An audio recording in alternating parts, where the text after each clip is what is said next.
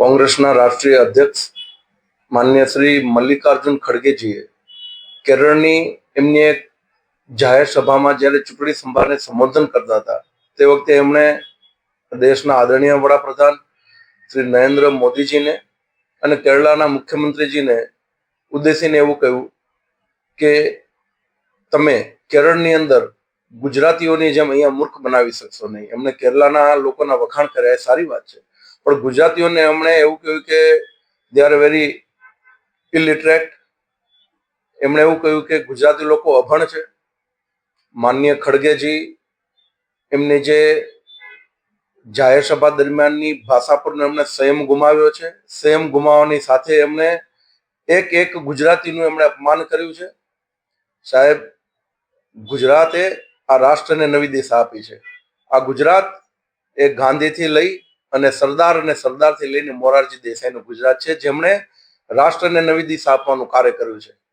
ખડગેજીના નિવેદનને હું સખત શબ્દોમાં વખોડું છું એક ગુજરાતી તરીકે, અને મારા ગુજરાતને અને મારી ગુજરાતની જનતાને, અમને ગુજરાતીઓને તમે જ્યારે અભણ કહો છો ત્યારે તમારે જોવું પડશે કે તમારા કોંગ્રેસની અંદર આ ગુજરાતને વખોડવા માટે માન્ય વડાપ્રધાન નરેન્દ્ર મોદી, ગુજરાત આના સિવાયનો કોઈ વિષયો ખલાસ થઈ ગયા લાગે છે, એવું લાગે છે.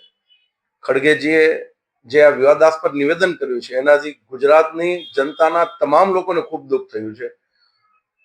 હું ખાસ કરીને એવું પણ કહું છું કે મારા કોંગ્રેસના મિત્રોને, જ્યારે જાહેર જીવનમાં છો ત્યારે તમે પણ એક પહેલા ગુજરાતી છો, તો જો સાચા કોંગ્રેસી તરીકે હોય તો એમણે આ ખડગેજીના નિવેદનને વખોડવું જોઈએ અને ગુજરાતીઓને સાથે રહેવું જોઈએ. જ્યારે આપ ખડગેજીના નિવેદનની વાત કરો છો ત્યારે સમગ્ર ગુજરાતનું અપમાન છે. માત્ર ગુજરાતીઓ નહીં, પણ ગુજરાતના ગુજરાતીઓ જે આંતરરાષ્ટ્રીય લેવલે જે વિવિધ દેશોમાં જઈને ત્યાં વસે છે એ ગુજરાતીઓનું પણ એમણે અપમાન કર્યું છે. એટલે આવા પ્રકારનું અપમાન ક્યારે સાંખી લેવાય નહીં. માન્ય ખડગેજીની જે વિચારધારા અને જે રીતે એમનો શબ્દ ઉપરનો સંયમ નથી રહેતો, એ રીતે એણે પોતાનું બોલવાનું વિવેક ગુમાવ્યું છે, અને એ વિવેકને કારણે સમસ્ત ગુજરાતીઓના મન પર ઘેરા પ્રત્યાઘાત પડ્યા છે. અને ખૂબ દુઃખ થયું છે કે જ્યારે તમે ગુજરાતીને અભણ કહો છો ત્યારે તમને ગુજરાતીઓને અભણ કહી, ઇલિટરેટ કહી અને ગુજરાતીઓને મૂર્ખ બનાવવાનો તમે છોડી દો.